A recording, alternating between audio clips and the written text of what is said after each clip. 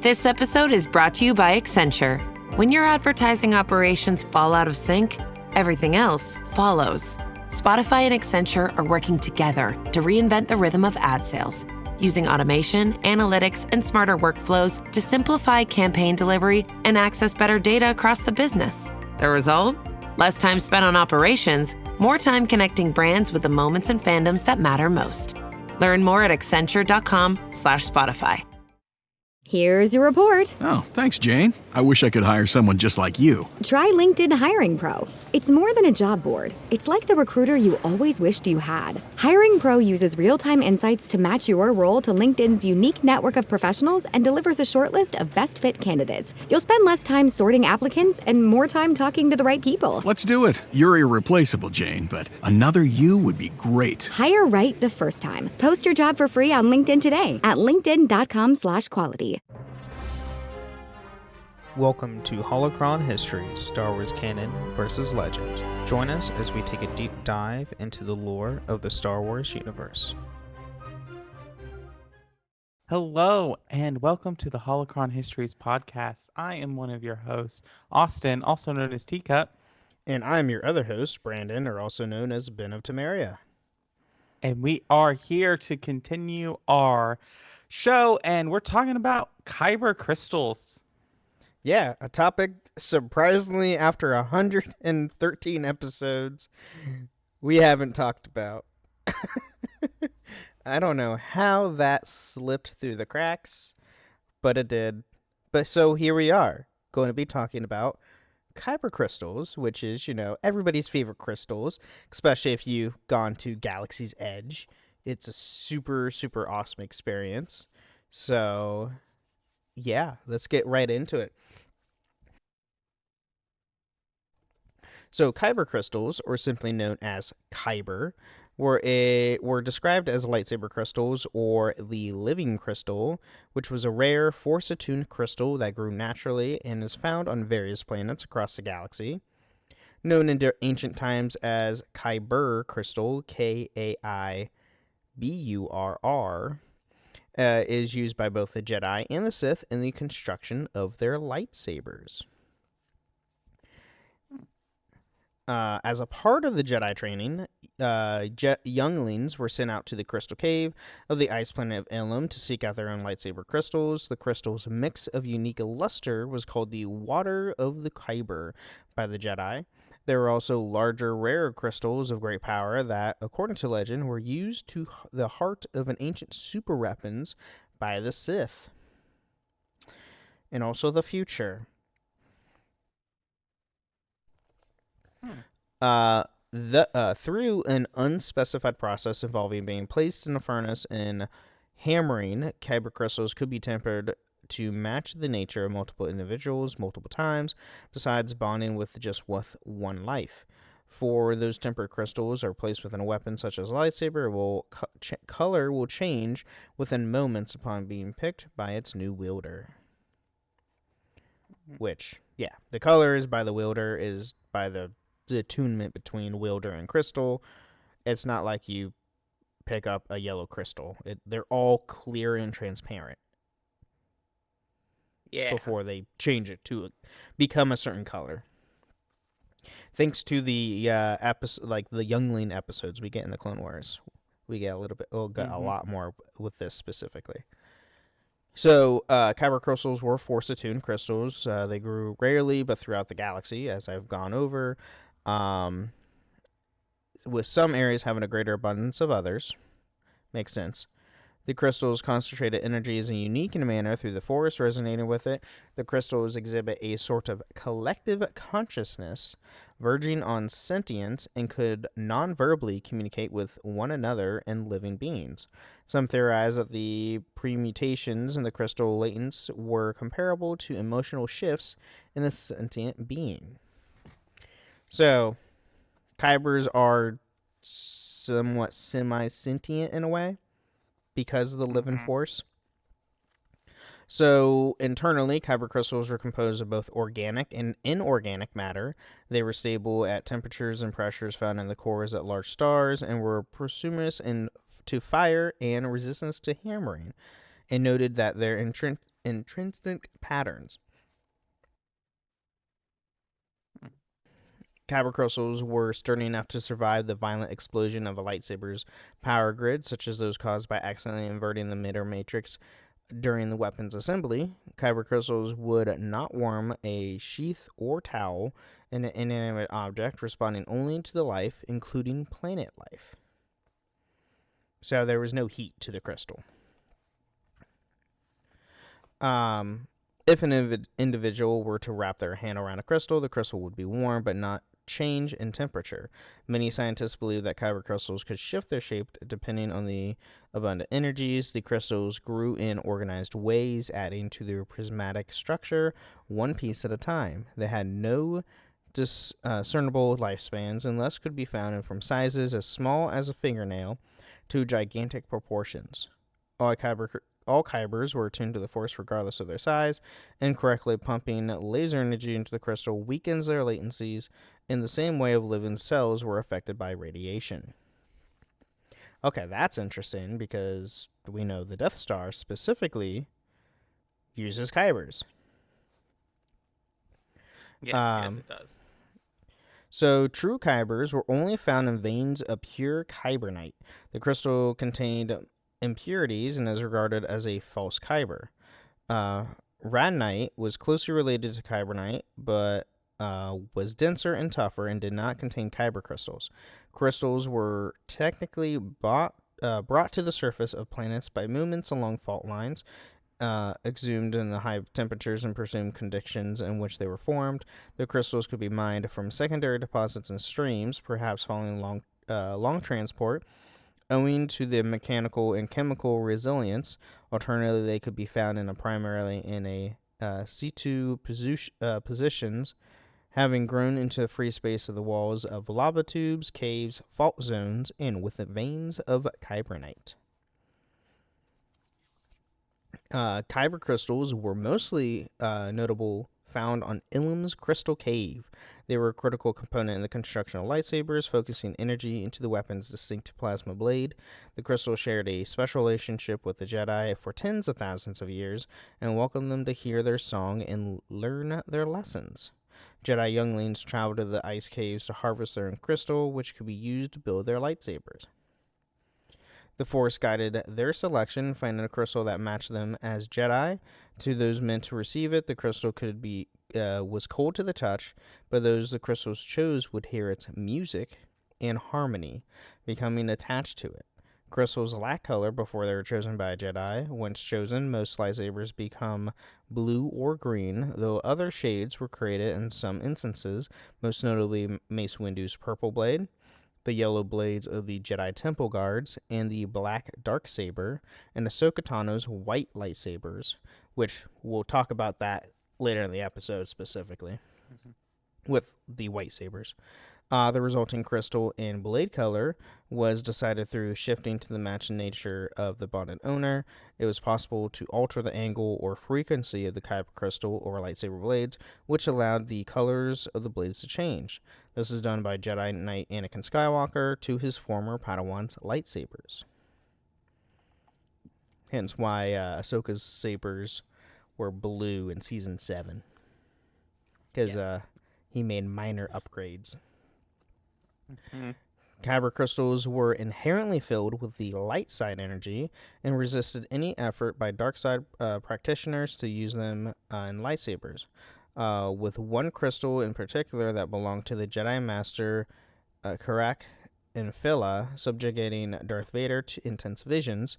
To this end, a Sith could attune a Kyber crystal only by using the Force to dominate the crystal, bending it to their will. This process caused the crystal to bleed as it was a living organism, resulting in the distinctive red and crimson, yes, bladed lightsabers synonymous with the Sith. Which we've talked about bleeding on this show before, haven't we? Yeah, and I'm pretty sure we have.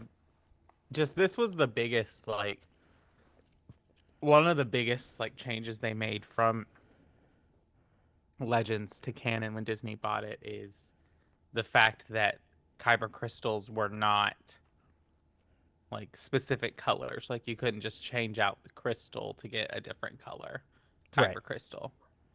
Um, you had to. It was unique to you, Mhm. and so. But it's really interesting because it's still like once the crystal has been attuned,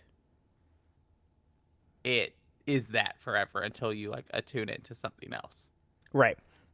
Because in Legends, as what we've seen, at least in the video games and mainly the video games, is kyber crystals are come in their specific color that you just find colored kyber crystals left and right, specifically on like Dantooine, for instance, Mm-hmm. because there's a crystal cave on Dantooine, and you can swap out the colors whenever you want to. And then red crystals were never true kyber; they were synthetic. They were specifically created to be red because there was no Right. natural red crystals. So And there's just a different like legends like or canon at least now depending on like game mechanic versus like actual canon because like mhm. the way that you choose colors in Star Wars Like Jedi Fallen I was Order gonna say is like Fallen Order. Cal just chooses it. Like when he builds his split lightsaber, he can like turn the crystal as it Yeah, changes color. and I would say that's probably like changing the quote unquote frequency, I guess, because it Uh-huh. was like changing where the like it lays into the light. Yeah. So I mean, you could throw it into that, I guess, technically. So, it is possible to heal a corrupted kyber crystal. The information on how to heal a kyber crystal was found in the Chronicles of Bruce Boo. One instance of purifying a corrupted kyber crystal was when Ahsoka Tano purified the 2 crystals she received from the Six Brothers lightsaber following his defeat. In this case, the crystals turned white. So, healing a corrupted blood crystal results them becoming pure white for their light side / innocence of being becoming pure. So the Mm-hmm. crystals were noted for their unmatched ability to channel energy and generate enormous returns. In this end, numerous individuals attempted to make synthetic kyber crystals, though their artificial nature made them highly unstable and explosive. If a crystal was subjugated to forceful attempts to study it or harness its powers, it would flee such attempts, hindering those that sought to use it against its will. Furthermore, those would work in proximity to them would experience headaches and a loss of sleep, becoming unnecessarily fanatic and fixated over the crystal in the process. Yeah, it becomes much of a pain. Don't try to make a kyber crystal go bad or do it for evil because it won't like it. No. For centuries, the Jedi cut out the face tat of the Kybers to eliminate occlusions and intensify their power yield. Galen Erso theorized the larger crystals needed to be faced, not only to eliminate these incursions, but also to minimize distraction resulting from the introduction of energy from a lasing medium. With proper face tanning, the pulse of energy released to the crystal would greatly amplified and to help with the containment devices or be directed into a climating beam of incredible power as was used on the Death Star 1 battle station, which we get this stuff in Rogue One specifically. So Galen Erso also theorized that increased energy yield could be further attained by forcing what the Jedi called the day and night lacets of the Force to realign. By realigning the crystal's lacets along the dark or nighttime axis of the Force, Galen postulated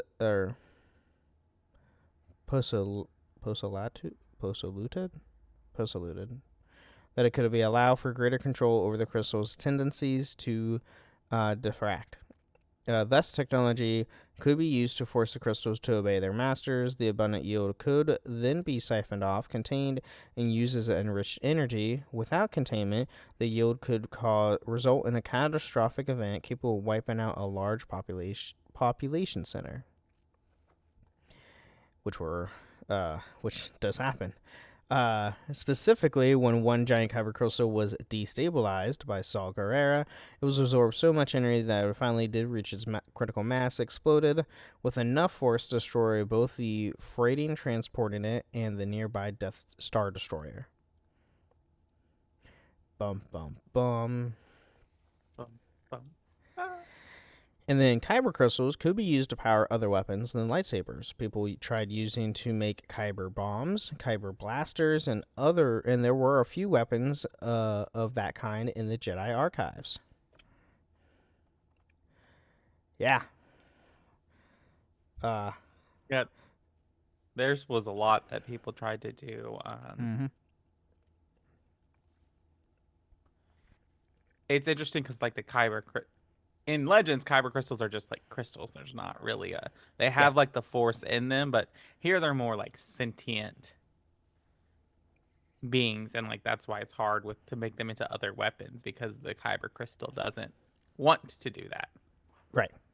Also in Legends, well, at least game mechanic wise for SWTOR, the Old Republic,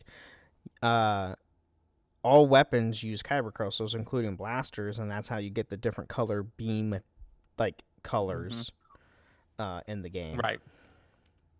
And it also Kyber crystals.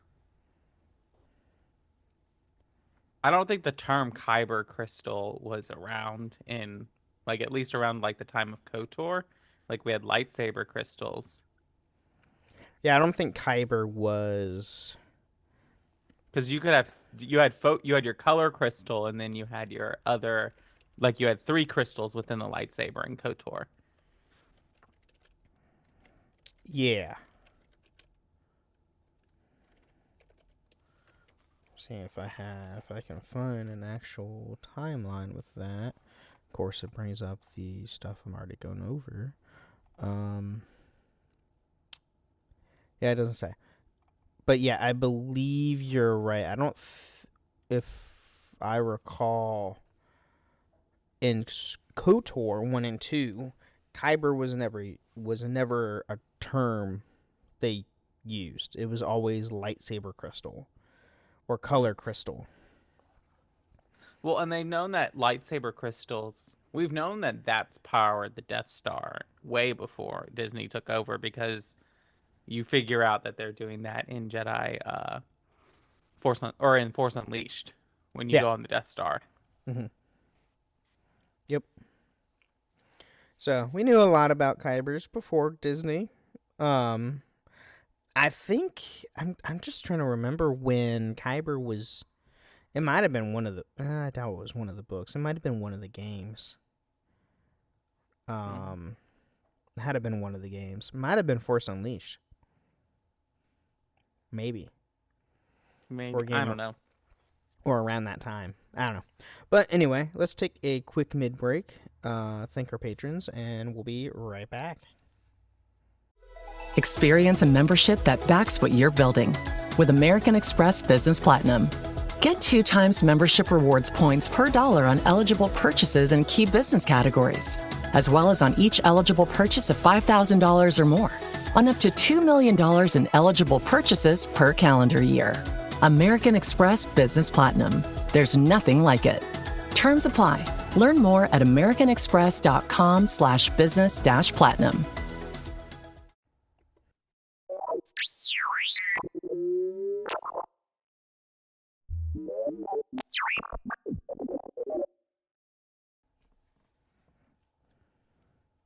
Well, welcome to the middle of the show where we take time to thank our patrons. And so thank you so much to our patrons who support us.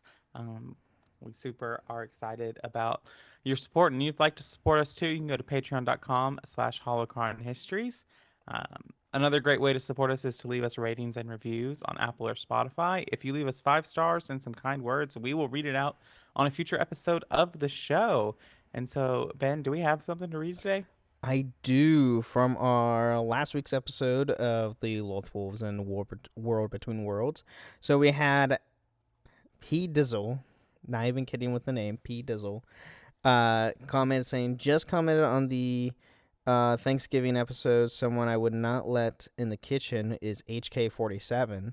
The chance of him accidentally putting a meat bag in the oven.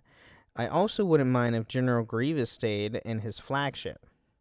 But Dexter Jester is coming to cook my side dishes. I love what you do and keep up the good work.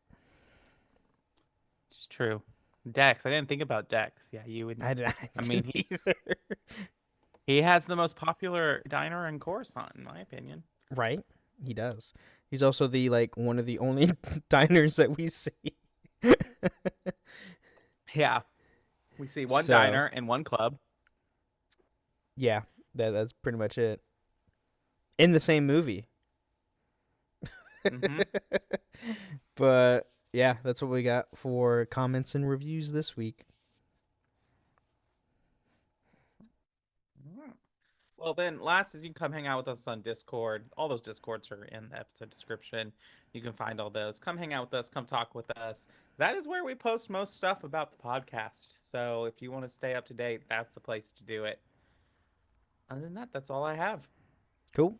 Well, with that being said, let's dive back into more Kyber Crystals. When it's time to scale your business, it's time for Shopify. Get everything you need to grow the way you want. Like, all the way. Stack more sales with the best converting checkout on the planet.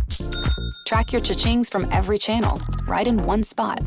And turn real-time reporting into big-time opportunities. Take your business to a whole new level. Switch to Shopify. Start your free trial today. Amazon Health AI presents Painful Thoughts. Why did I search the internet for answers to my cold sore problem? Now I'm stuck down a rabbit hole filled with images of alarmingly graphic sores in various stages of ooze. I can clear my search history, but I can never unsee that. Don't go down the rabbit hole. Amazon Health AI gets you the right care, fast. Healthcare just got less painful. All right. We're now back. And so, before the Jedi and Sith orders, Kyber crystals were worshipped by primitive societies for their fire-resistant properties, intricate structures, and near bleh. They can't be destroyed. Signs which made them appear outwardly eternal. Ancient beings associated with them with wind, rain, and breath. It is believed that the Jedi saw them as embodying an aspect of the Force, which I could definitely see. Like the earlier Jedi's seeing or even modern Jedi's seeing Kybers as a representation of the Force itself, like a physical manifestation of it. Mm-hmm. I can totally see that. Over the centuries, right? So over the centuries, Jedi amassed with an almost exclusive right to the crystals, protecting and collecting them to decorate their temples and power their lightsabers. Some saw this collection of Kybers as proof of the Jedi's inordinate greed in their society and secrecy over its nature, a result of their wish to remain in power. Others saw the Jedi as protecting the galaxy from those who might use the power of the crystal for dark purposes. I mean, kind of both, honestly. Probably. I don't know. Within the Temple of the Kyber on Jeddah, the Jedi were able to sculpt some 2,304 statues out of Kyber using lightsabers.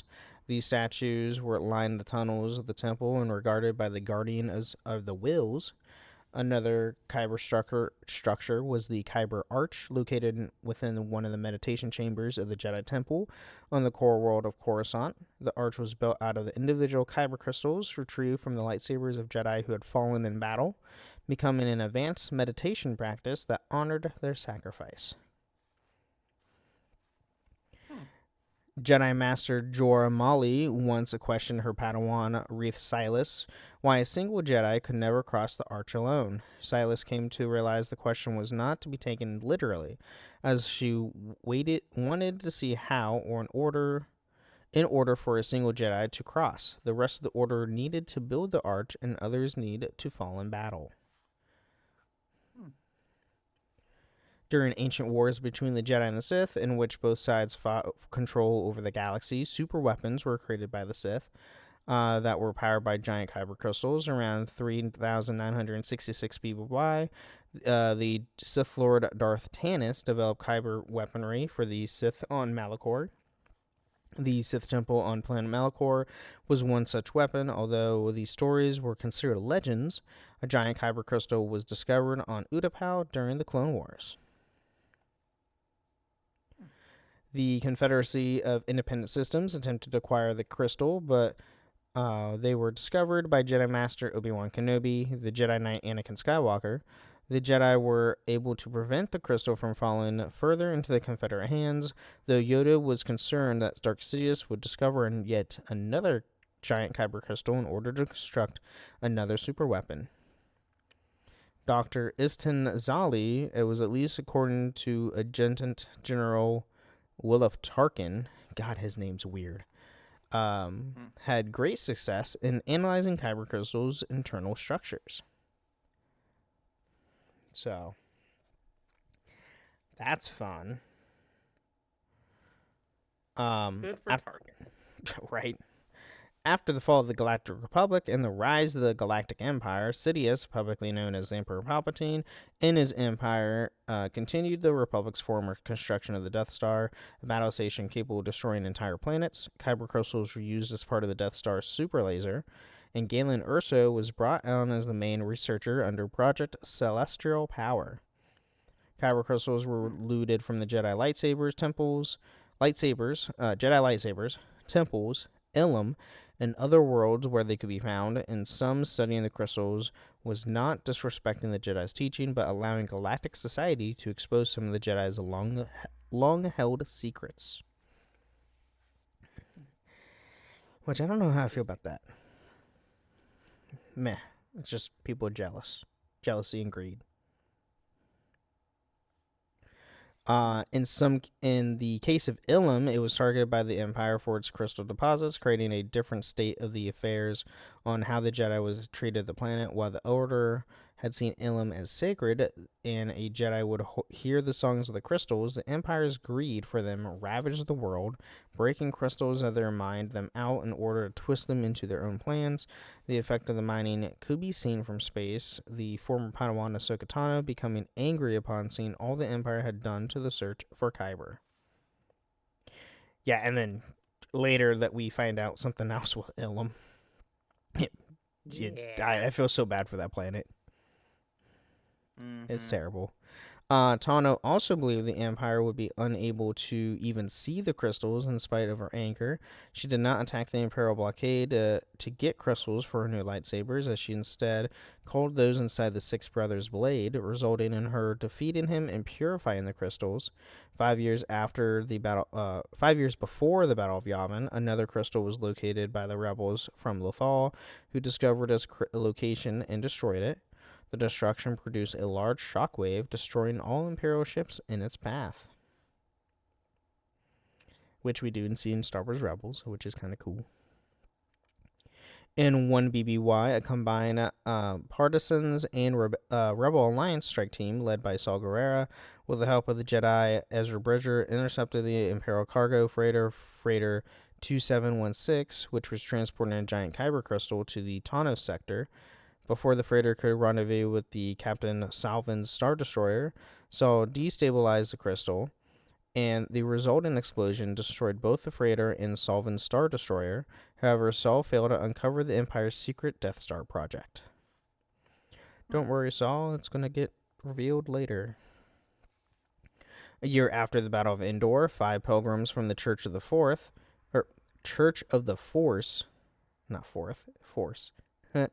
The MAB-0 cargo lifter droid, Mabo, Alder the human, and Jumin the Iakaru, and Madragameth the Elemental. Oh God, these are. And Ugorda the Duros. Jeez. Undertook a mission to return Kyber crystals from the Empire that had plundered from Christophus. They had been dispatched by the pastor in Philippampus. Christophus, thank you. God, these words are throwing me off. I've never seen this. They had been dispatched by... Christophus is that planet in Clone Wars. It's like one of the early episodes. Okay. They had dispatched by the pastor and philanthropist Bryn Isia. During their pilgrimage, they were attacked by several force-sensitive creatures named the Kydrak, which killed Matamothgrath, Ugorga, and Juon. After 13 arduous days, Mabo and Otter finally reach a broken crystal wall where they return the crystals to their extraction site. Holy crap, was that a mouthful. What in the world? Where are these from? I know, like, I was doing this research. I was like, oh, it's from comics. That's what we're going to talk about. That makes a lot more sense. Is that what you want to do next week? That's what we're going to talk about next week. Oh, Church okay. of the Force. That's what we're going to talk about. Church of the Force. I better freaking put that on the sidebar there. Kylo Ren's lightsaber had a cracked kyber crystal, which generated an unstable blade. The excess power was vented out of its sides, thus creating a crossguard-like design. The most important prestigious vessels of the First Order had weapons upgraded with kyber crystals from some secret source in the unknown regions. We all know it's from Sidious. And then around 34 ABY, several kyber crystals could be found at Black Spire Outpost on Batuu. The shop Doc Ondar's Den of Antiquities sold blue, green, purple, yellow, white, and red kyber crystals for lightsabers. They also offered larger green and red crystals as curiosities. At the same time, the gatherers of Savi's workshop had obtained several Imperial-era kyber crystal containers and distributed their crystals to customers who came to learn the art of lightsaber crafting. AKA Savi's workshop at Galaxy's Edge. I'm going. Which is canon. I'm doing it. And oh my god, is that experience? It gives you, like, I did actually all 3 times that I've done it so far. I've gotten goosebumps every single time. The first time especially, obviously, but it's such a cool experience. That's good to know. And I do have a list of Kyber crystal colors. So obviously we have the purple, such as Mace Windu's, Venestra Rose, and Hulik's lightsaber. We have black, such as the Darksaber, which that's it. Blue, which is pretty much almost every single lightsaber in the entire Star Wars universe. Yeah. Light blue, which is Emery's lightsaber, Lisa Vought's, and Tara Sinubru's. We have red, which is Sith. Like, I don't need to specifically say anything about that one. And there's also obsidian and red yellow. Red yellow's or apparently Kylo's is more of a red yellow. Do not know what a... Oh, obsidian emitted a red-hued blade, so it's like a darker red. We have cyan, which is Anoth Estra's lightsaber. Green, which is pretty much every other lightsaber, just like blue. We have yellow-green, which is like Ahsoka Tano's Shoto saber. And Queldroma. We have indigo, which is Vix Phonix lightsaber. Magenta. Orange, which is Dria Thorn's lightsaber. Oh, that's right, from Jedi Survivor. Pink, Seeker Crystals. White, which is post-purification, so we have Ahsoka Tano, Komats and Jormalies, which are Komat, I believe, is he a former acolyte? I can't remember who Komak is. Oh, this is during Luke's time. Shadow of the Sith. Oh, it's an audiobook.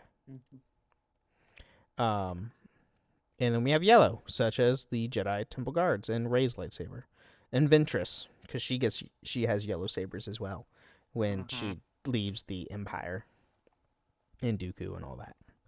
Which is what book is that? With Voss. Is it Voss? Yeah, something like that. Yeah. And last but not least, we do have behind the scenes. So the earlier concept of the Kyber Crystal, Kiber, conceived as a plot device in the second draft of the film, become A New Hope, similar to the One Ring in J.R.R. Tolkien's fantasy trilogy, The Lord of the Rings. And one of George Lucas's internal notes for Empire Strikes Back is written, Kyber Crystal and Sword, ? Crystals first appeared in the actual Star Wars material simply as an embedded decoration on the lightsaber hilt to now Legends A New Hope novelization. Aside from the single instance, there is no crystals mentioned in the original trilogy or its novelizations. A Test of Strength, the 7th episode of the 5th season of the animated series Star Wars The Clone Wars, first completely identified Kyber Crystals as a component of lightsaber construction in both Legends and later canon. So, Clone Wars. Who knew? Who knew? But, yeah, that's what we have on Kyber Crystals. Fun stuff. That's fun. They're good. Like, I like Kyber Crystals. I'm not really, like, I know some people are like, oh, they changed the lore or whatever. I don't really care about that. I honestly think the lore of them being specific to each Jedi is a lot more interesting. Yeah, and it makes them more unique. Mm-hmm. Then rather everybody can use whatever. Because playing KOTOR 1 specifically, if you wanted to use a red Kyber crystal, you had to kill a Sith to use their red Kyber crystal. Yes. Like there was no way around it. No. You could find them. You could find them in the cave. Well, could you? It's hard for me to tell because I don't know if you could get a red lightsaber off the Mandalorian or if you killed Jahani. But I don't know if they're in the cave. I don't know what's mods and what's real anymore. Right. Yeah. I that's a good point. Like I don't know what is a mod and what is not a mod anymore in those games because the games have been out for over 2 decades and people have been modding the crap out of them for the last 15 years minimum. So, or at least in the last decade. But yeah, fun stuff. I always love going over this stuff. It's cool.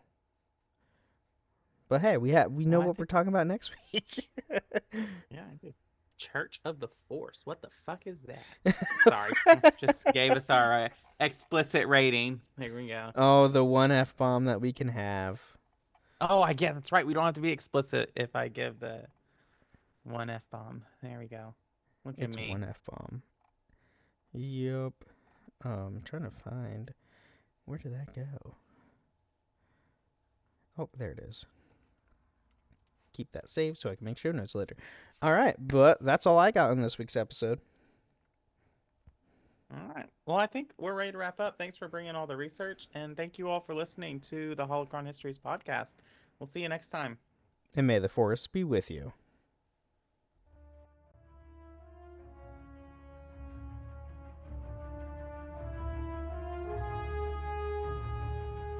Thank you for listening to Holocron Histories, Star Wars Canon vs. Legends.